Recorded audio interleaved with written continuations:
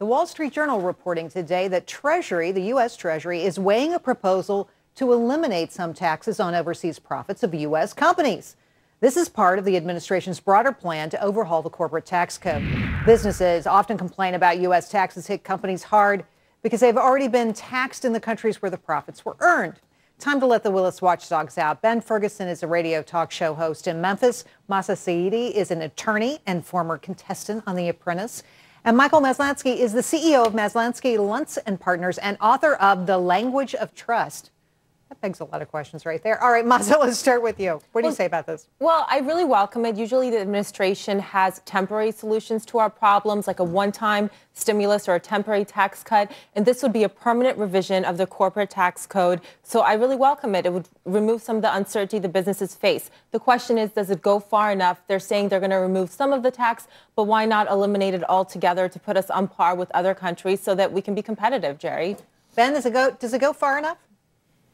It's like saying you want to partially be competitive when the end of the day, people are going to say, are you competitive or are you not? I mean, the president's sitting there going, well, I want to make it a little bit more competitive. But if you have money that's overseas and you're a company here and you made that money overseas, if you become a little bit more competitive, are you going to bring that cash back? I don't think it fixes the problem. And the CEOs that I've talked to have said, this doesn't really help the overall argument, which is, do you leave the money there, reinvest there, or do you bring it back to this country? You got to either do it all the way or not do it at all, because, again, this president, I don't know why he doesn't want trillions of dollars to come back to this country. I still don't understand his position. All right, like being a little bit pregnant. Michael? Well, I agree. I mean, it's got to be a big enough incentive to get the capital back to the states. If it doesn't do that, then you may as well not do it. I think the idea is good. I think having more capital in the states, if it can be taxed even at a low rate, but high enough to generate some revenues for the Treasury, then we'll all be better off. We can use that capital for some things, whether it's infrastructure development or something else. It's a tricky dance. All right. USA Today is reporting on a new study by Kaiser Health News showing denial of health insurance rocketing back in 2009. Only about 13% of applicants were denied a policy. Now it tops 20% in most states. That's just as Obamacare gets underway. Michael, what do you say? Well, I think first we've got this really difficult dance that insurers need to do. They're trying to insure people at the lowest possible cost. People are demanding state-of-the-art care. And when these people come in with pre-existing conditions, it drives the costs up for everybody. And so they are facing a situation where they're trying to manage costs. It's resulting in more denials. It's probably going to go up as Obamacare approaches, as there's greater uncertainty. It's a very difficult situation for insurers, I think, to manage. Mahsa? I mean, it's true that some people are denied coverage because of their health status, but the study from HHS, it's slightly misleading. It includes people that were denied simply because they lived outside of the insurer's coverage area, and it also included people that were denied one plan but offered another. That being said, Gerri, this is a bipartisan concern. It's something that the public cares very much about. If you just look at what's popular about Obamacare, it's the fact that it gets rid of this. I mean, it's certainly not the individual mandate, so. Devil's in the details. Ben, what do you say?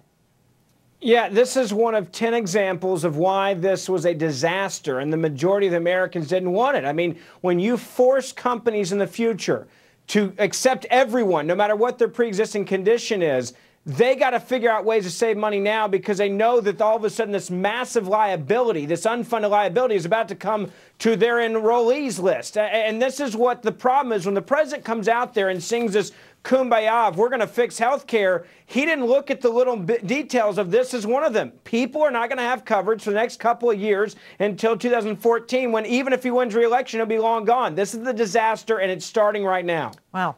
Okay, well, tell me what you really think. All right. Do you remember IBM's supercomputer Watson, the one that trounced its competition on Jeopardy? Well, now he's being tapped by health insurer WellPoint to help diagnose medical problems and authorize treatments to its more than 34 million members. Ben, what do you say? Yeah, if I'm sick, do I want a computer telling me what's wrong with me, or a human being? I'm going to go with a human every time. I mean, the guy's great on a game show, but if it's life and death, not really sure it's right for me and my care. All right. Mahsa, what do you say? I think in theory, Gerri, this sounds really good to have a computer that's super smart to help doctors diagnose us. But my personal experience with these fake automated people, when I call like my bank or when I call Time Warner, they're very annoying and they don't work very well, Gerri. So I'm skeptical. Dave, get the Band-Aids. I got to disagree. I mean, I think having a computer with access to all this information, with the ability to crunch all these numbers, is fantastic for healthcare. If doctors can use it in the right way, if doctors are allowed to use it instead of health insurers in terms of managing care, I think it can be really helpful for diagnosing. Wonder if it's going to happen that way, though. You just don't know. Ben, Mahsa, Michael, thanks so much for helping us out today. Great job, guys.